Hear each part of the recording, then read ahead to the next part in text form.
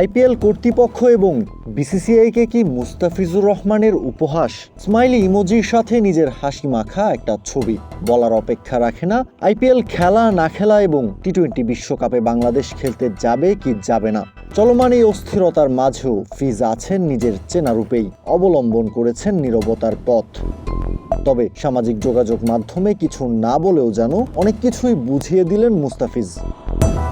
ভারত বাংলাদেশ চলমান অস্থিরতার কেন্দ্রবিন্দুতে থেকেও টু শব্দটা পর্যন্ত করেননি। আইপিএল থেকে বাদ পড়ার পরেও কোনো মন্তব্য পাওয়া যায়নি তার কাছ থেকে। এবার যখন খবর প্রকাশ হলো চলমান অস্থিরতা দমাতে মুস্তাফিজকে আবার আইপিএল খেলাতে ফেরত নিতে চায় বিসিসিআই, তখন নিজের হাসিটা যেন আর দমিয়ে রাখতে পারলেন না কাটার মাস্টার। ঠিকই শুনছেন, কলকাতা নাইট রাইডার্সকে নিরাপত্তাজনিত ইস্যু দেখিয়ে মুস্তাফিজকে ছেড়ে দেওয়ার পরামর্শ দিয়েছিল বিসিসিআই, আর এরপরই ওঠে সমালোচনার ঝড়। সেই সাথে বাংলাদেশ ক্রিকেট বোর্ডও শক্ত অবস্থান নেয়, স্পষ্ট জানিয়ে দেয় মুস্তাফিজকে নিরাপত্তাজনিত ইস্যুর কারণে খেলতে না দিলে টি-20 বিশ্বকাপ খেলতে বাংলাদেশও ভারতে যাবে না।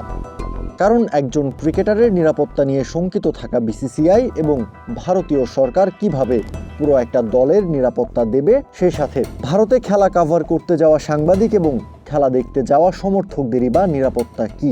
আইসিসির কাছে এই প্রশ্নই তুলেছিল বিসিবি।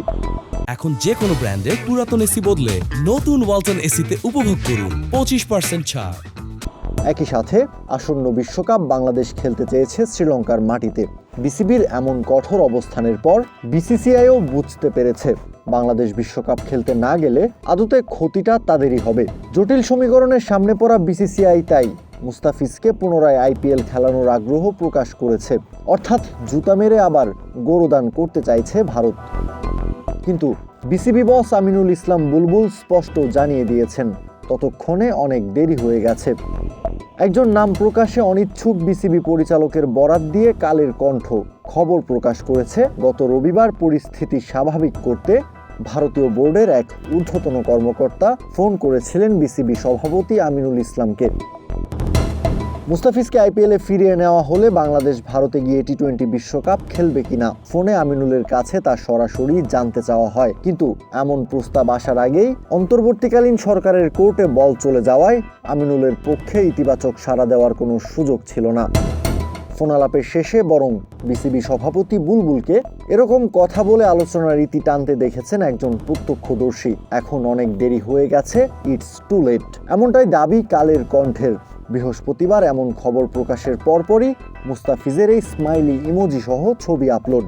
দুয়ে দুয়ে চার মেলালে বুঝতে বাকি থাকার কথা না, ভারত এবং বিসিসিআইকে এমন নাস্তানাবুদ হতে দেখাটা বেশ উপভোগী করছেন মুস্তাফিজ। কাউসার শান্ত, ক্রিক ফ্রেঞ্জি।